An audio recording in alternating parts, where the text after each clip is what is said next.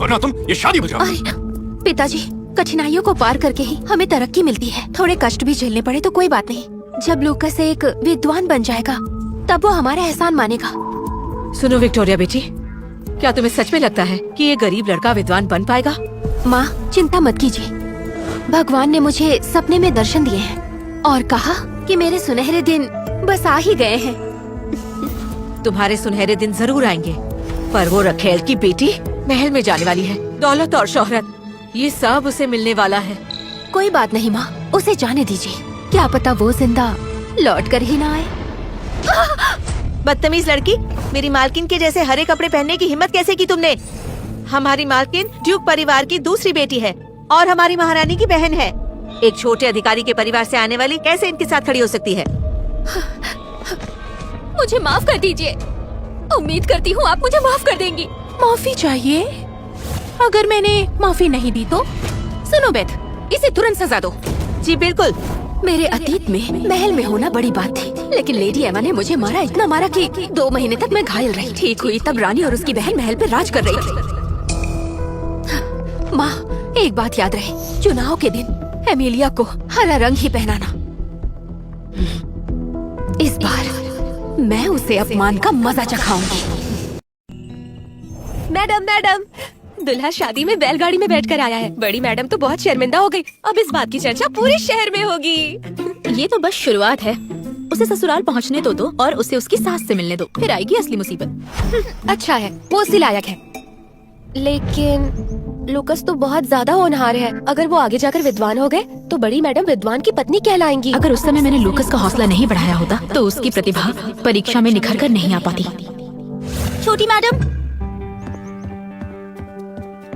छोटी madam, madam ने कहा ये हरी पोशाक आपके लिए है। महल के चुनाव में यही पहनना है। वाह, कितनी सुंदर ड्रेस है और हेयरपिन भी बहुत सुंदर है। सच में मैडम, आप इसमें सुंदर लगेंगी। बड़ी माँ को शुक्रिया कहना, पर मैं तो सादे कपड़े पहनती हूँ और मैं यही पहनकर जाऊंगी। मैं बस ये पोशाक आपको देने आई हूँ। क्या पहनना है ये आप तय कीजिए। अब मैं चलती हूँ। मैडम, बड़ी मैडम ने तो कहा था ना कि महाराज को हरा रंग बहुत पसंद है, तो आप पहन क्यों नहीं रही हैं? कहीं वो झूठ तो नहीं बोल रही थी? शायद वो झूठ नहीं बोल रही थी, पर उसने सच जरूर छुपाया है, इसलिए हमें सावधान रहना होगा।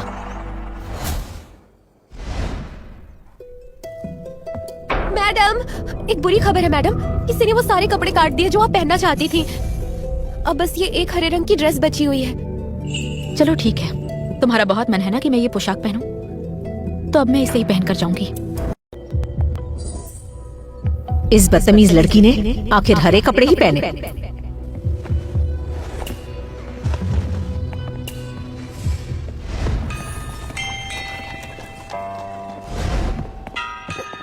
हाँ, चल चल महारानी। अपनी शक्ल देखी है तूने? तेरी इतनी हिम्मत हो गई कि तू मेरी मालकिन के जैसे कपड़े पहनेगी? मिस एमा बहुत नाइंसाफी कर रही हैं। आखिरकार ये महल है। वो रानी की बहन है। उसने अगर किसी को थप्पड़ मारा या जान से भी मारा तो रानी उनका ही साथ देंगी। घूर क्या रही है?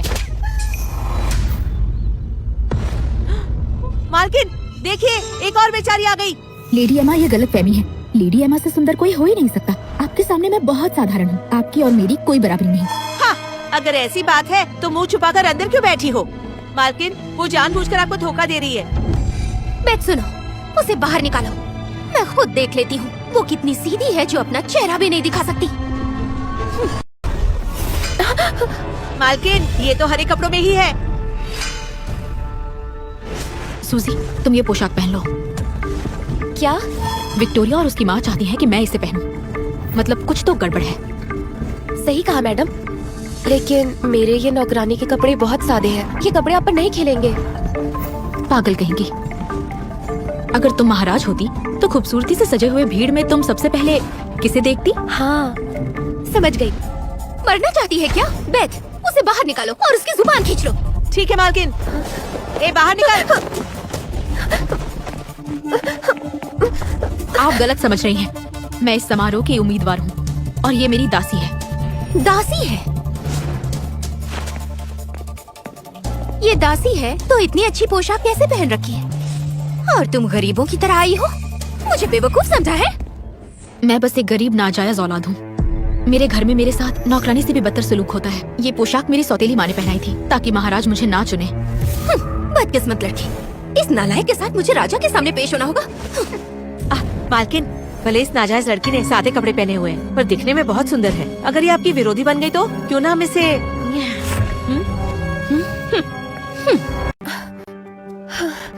अच्छा वो आपने कपड़े बदलवा दिए मैडम।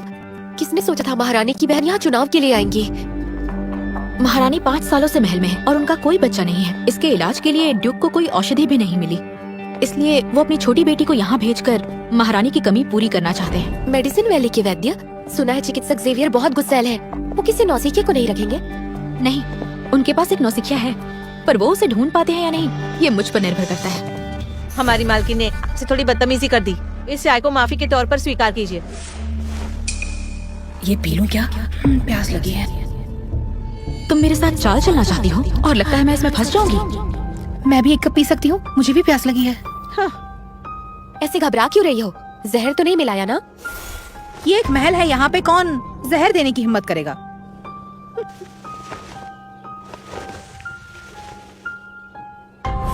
देखा, नहीं है जहर। और क्योंकि मैंने इसे छुआ है, मैं ही पी लेती हूँ पहले। हाँ हाँ, पियो पियो, पक्का मरेंगी, बाद में मुझे मत कहना।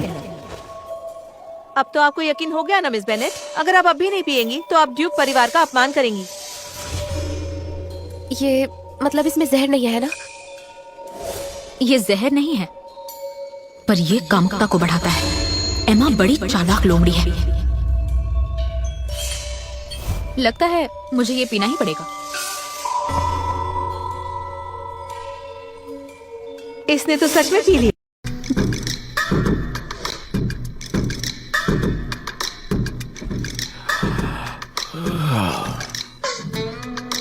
आप में से कोई भी नहीं चुना गया। बहुत देर हो रही है, हम थक गए हैं। बाकी की लड़कियां आप देख लेना। महाराज, बस ये एक आखिरी गुट देख लीजिए। एमा बस आने ही वाली है। मुझे ध्यान रखना होगा वो महाराज को प्रभावित कर सके। महिलाएं अंदर आएं।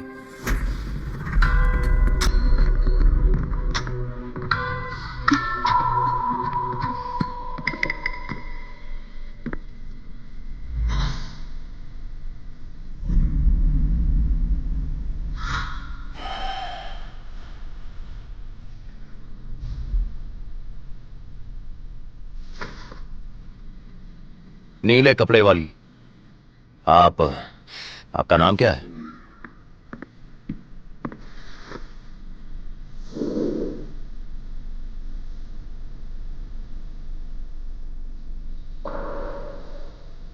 मैं हूँ अमेलिया, शाही सुरक्षा के सेनापति ईथन की दूसरी बेटी, जिया जिनके 7वें युग में जन्मी। महाराज, हरी पोशाक में जो बीच में खड़ी है वो मेरी बहन एमा है। उसे चुनिए। नहीं, वो नहीं। रुकिए महाराज, इन्हें चुनते वक्त गुण और परिवार का ध्यान रखना जरूरी है। सिर्फ सुंदरता काफी नहीं। ये पसंद है हमें। बस चुनाव ही तो करना है, रानी थोड़ी बनाना है। पर सोचिए, अगर ये गुणी निकली तो महारानी के ओहदे का क्या होगा? कब तक संभाल पाएंगे आप उसे? अमेलिया बेनेट इस समूह में से चुनी गई हैं। आपका शुक्रिया। महाराज की सदा जय हो।